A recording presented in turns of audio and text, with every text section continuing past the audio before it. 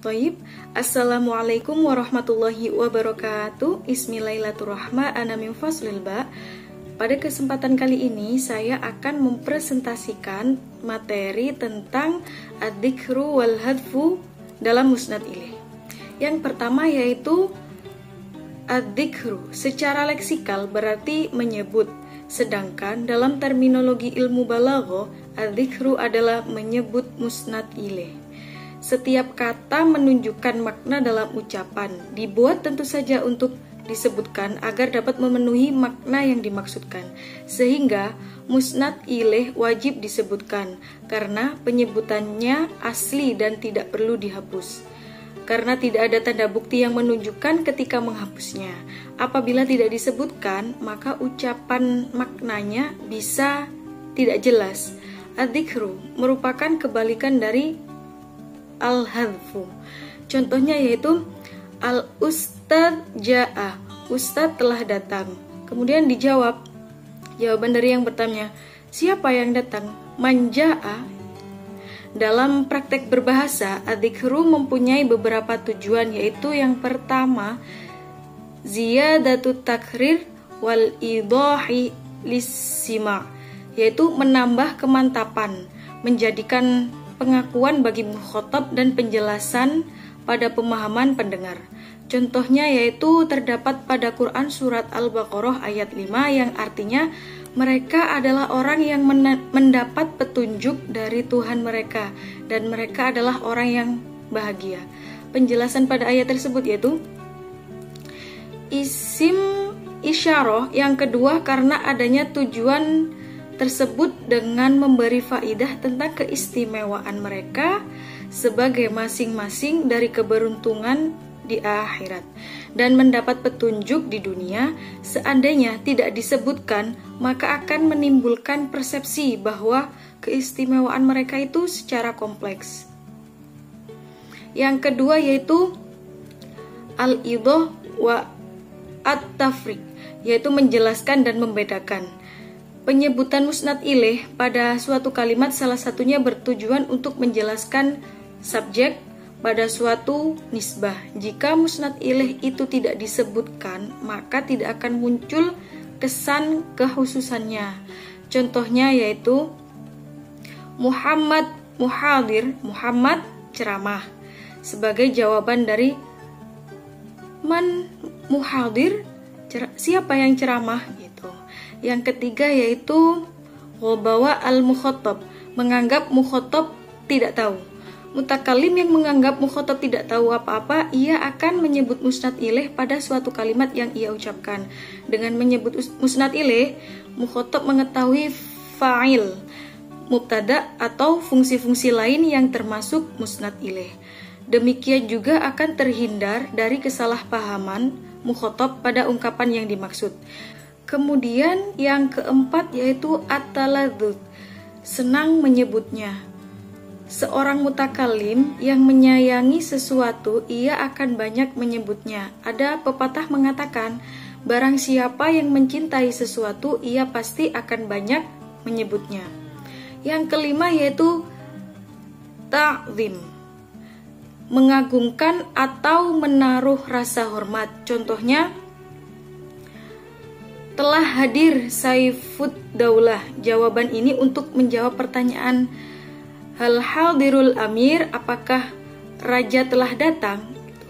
Dan yang keenam yaitu basatul kalam, untuk memanjangkan perkataan.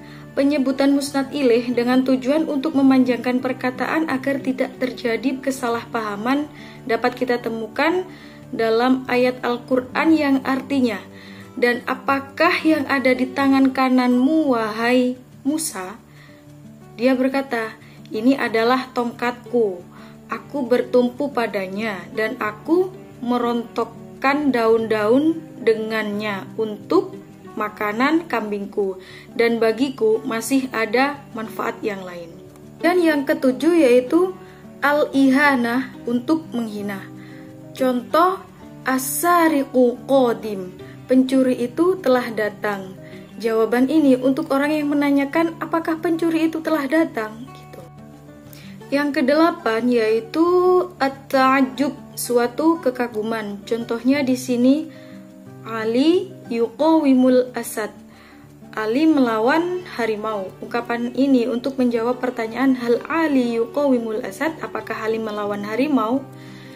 Kemudian kesembilan yaitu at-tasjil 'ala sami' hatta la yata'ti lahu ingkar. Kemudian yang kedua yaitu al-hadfu. Secara leksikal, al-hadfu bermakna membuang, sedangkan maksudnya dalam terminologi ilmu balaghah adalah membuang atau melepaskan musnad ilaih. Musnad dihadzafkan apabila sudah diketahui maksudnya oleh pendengar. Yang kedua, mencoba ingatan mendengar kuat atau tidaknya. Yang ketiga, supaya mudah ingkar bila diperlukan. Contohnya seperti kata fajaru fasiqu. Ketika ada kalimah dimaksudkan kepada si A agar si A merasa tersinggung, mudah menolaknya dengan kata-kata tidak bermaksud kepada A melainkan kepada orang lain. Kemudian bermaksud menutupinya kepada selain mukhatab tertentu. Contohnya yaitu Ja'a, sudah datang, dengan maksud yang datang itu zaid bagi orang yang telah sama-sama mengetahuinya.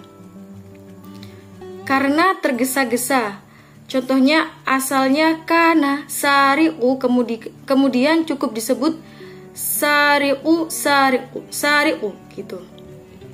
Kemudian untuk mengagungkan dengan tidak menyebut namanya, seperti kalimat yang artinya yang menetapkan hukum syara' dan menjelaskannya akan dalil-dalil dengan maksud Nabi Muhammad SAW.